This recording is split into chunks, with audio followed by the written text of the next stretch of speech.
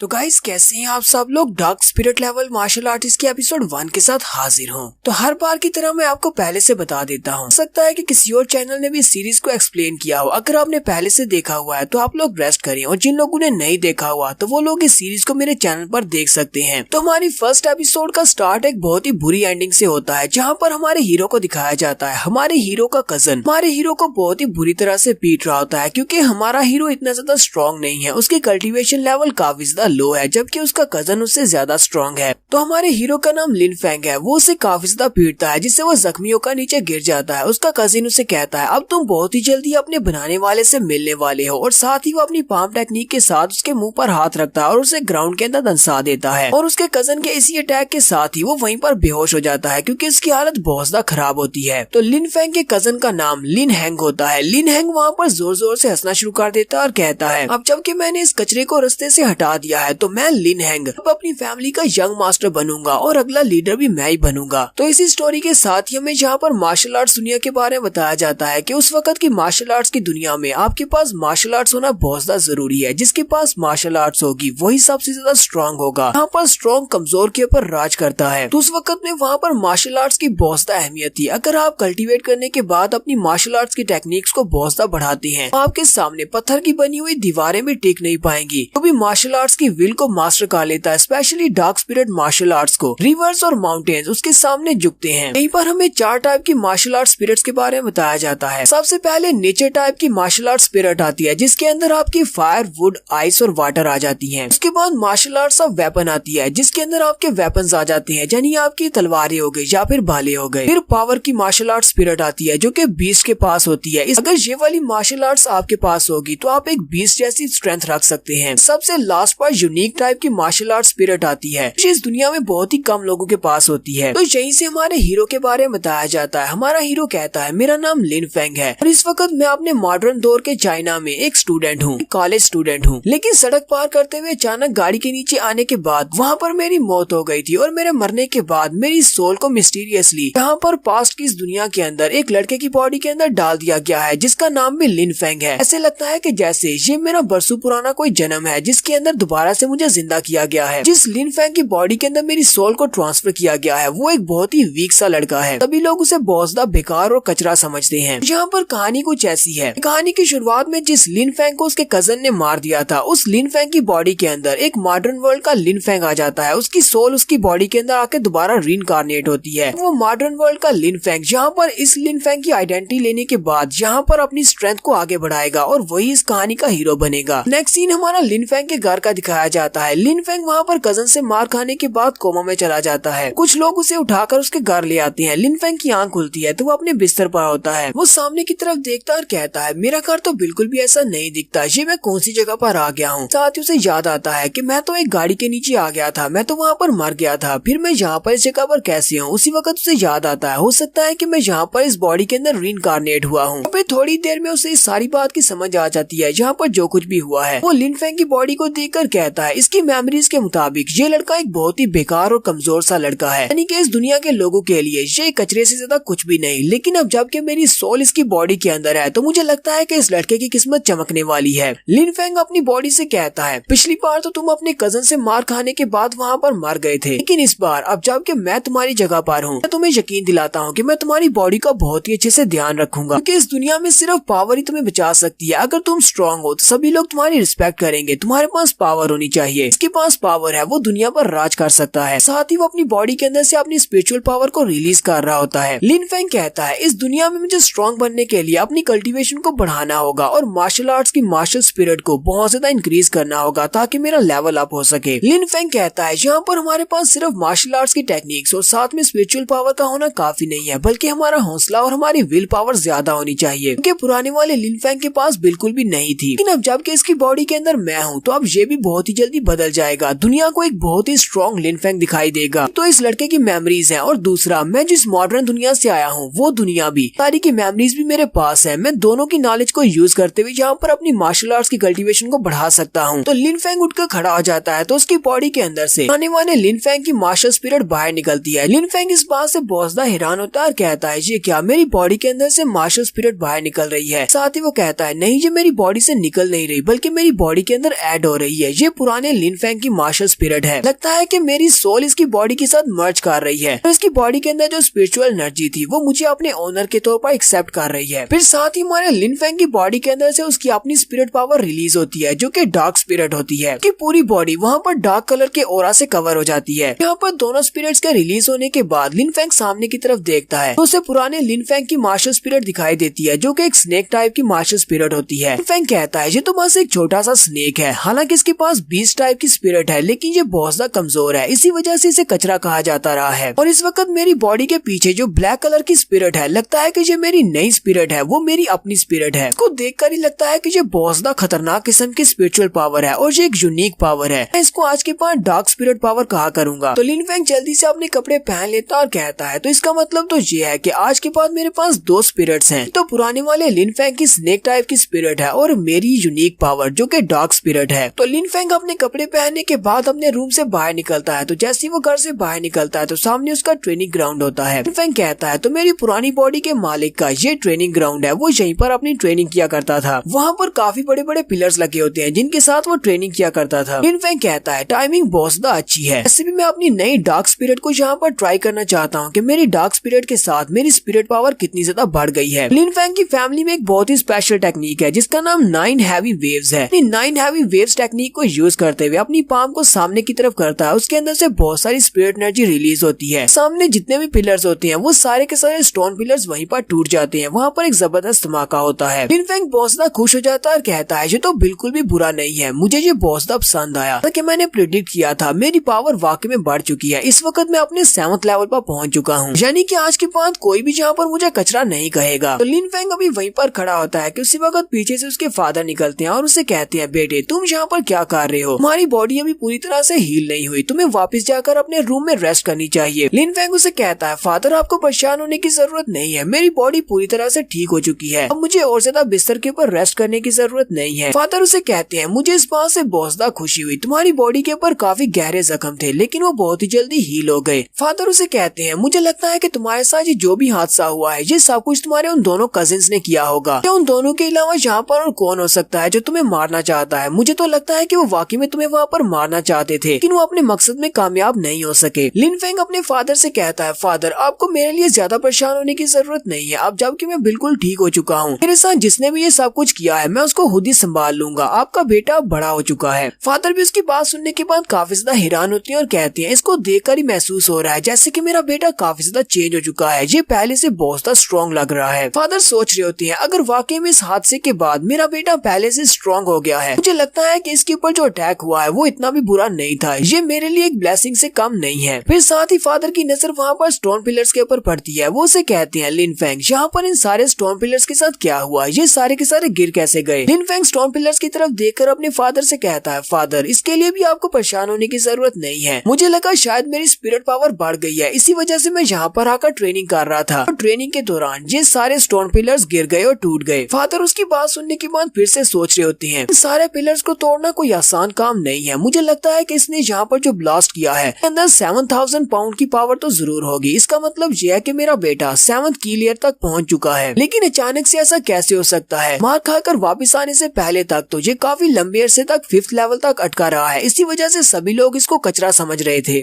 कि मेरे बेटे की पावर्स फाइनली अवेकन हो चुकी हैं और मेरा बेटा बाकी सभी से बहुत ज्यादा अमेजिंग है और बहुत ही जल्दी ये बहुत ज्यादा स्ट्रॉन्ग हो जाएगा। तो फादर काफी ज्यादा खुश हो जाते हैं और लिन फेंग से कहते हैं कल की मीटिंग में तुम मेरे साथ आना, वहाँ पर बाप बेटा सभी लोगों को बता देंगे हम लोग कितने ज्यादा स्ट्रॉन्ग हैं, क्योंकि मुझे लगता है कि तुम्हारे अंकल कल कोशिश करेंगे मुझे फैमिली हेड की पोजीशन से हटाने की। लिन फेंग उनसे कहता है फादर कल मैं आपके साथ जरूर वहाँ पर जाऊंगा और वहाँ पर जाने के बाद उन सभी को दिखा दूंगा हाँ तो आप फैमिली हेड की पोजीशन से हटने वाले हैं और ना ही आपका बेटा कोई कचरा है। फादर उसे कहते हैं चलो ठीक है फिर कल हम लोग फैमिली मीटिंग में जाएंगे, लेकिन फिलहाल के लिए तुम्हें जाकर रेस्ट करनी चाहिए, तो तुम्हारी बॉडी के ऊपर अभी भी काफी सारे जख्म हैं, मैं चाहता हूँ कि तुम अच्छे से रेस्ट करो। इतना कहने के बाद फादर वहाँ से चले जाते हैं। लिन फेंग कहता है मुझे अभी भी इस बात पर यकीन नहीं हो रहा कि मैं दोबारा से रीइंकार्नेट हो चुका हूँ। लिन फेंग रात के वक्त अपने घर की छत के ऊपर खड़ा होता है और कहता है बहुत सारी नॉवेल्स और मांगा सीरीज के अंदर मार्शल आर्टिस्ट के बारे में इस तरह की कहानियां पढ़ी हैं। मार्शल आर्टिस्ट मरने के बाद दोबारा से रिवाइव हो जाते हैं और अपना बदला लेते हैं जिन्होंने उनको मारा होता है। लेकिन आज मैं जहाँ पर दोबारा से किसी लड़के की बॉडी के अंदर हूँ जहाँ पर ये लोग एक दूसरे से बदला लेने की बात कर रहे हैं। हालांकि उन सारी कहानियों को पढ़कर मुझे भी बहुत ज्यादा शौक था मार्शल आर्ट्स की दुनिया में जीने का। फाइनली मेरा ये सपना पूरा हो गया है। अब मुझे एक दूसरा मौका मिला है अपनी जिंदगी गुजारने का, तो मैं फाइनली बहुत ही स्ट्रॉन्ग बनूंगा और इस लिन फैंग की पुरानी बॉडी के साथ जिसने भी जो कुछ बुरा किया है मैं उन सभी के साथ उतना ही बुरा करूंगा जितना उन्होंने मेरे साथ बुरा किया है। मैं सभी से बदला लूंगा और मैं अपनी इस नई लाइफ को एक बहुत ही स्ट्रॉन्ग मार्शल आर्टिस्ट बनकर गुजारूंगा। मेरी नई लाइफ और इसके नए एडवेंचर्स बहुत ज्यादा पावरफुल होने वाले हैं। यहीं से मेरी इस एक्स्ट्रा ऑर्डिनरी लाइफ की शुरुआत होने वाली है और यहीं पर हम लोग अपनी एपिसोड 1 का एंड करेंगे। एपिसोड की एक्सप्लेनेशन अच्छी लगी हो तो कमेंट करके जरूर बताइएगा। चैनल को सब्सक्राइब कर दे, वीडियो को लाइक और शेयर कर दे। शुक्रिया।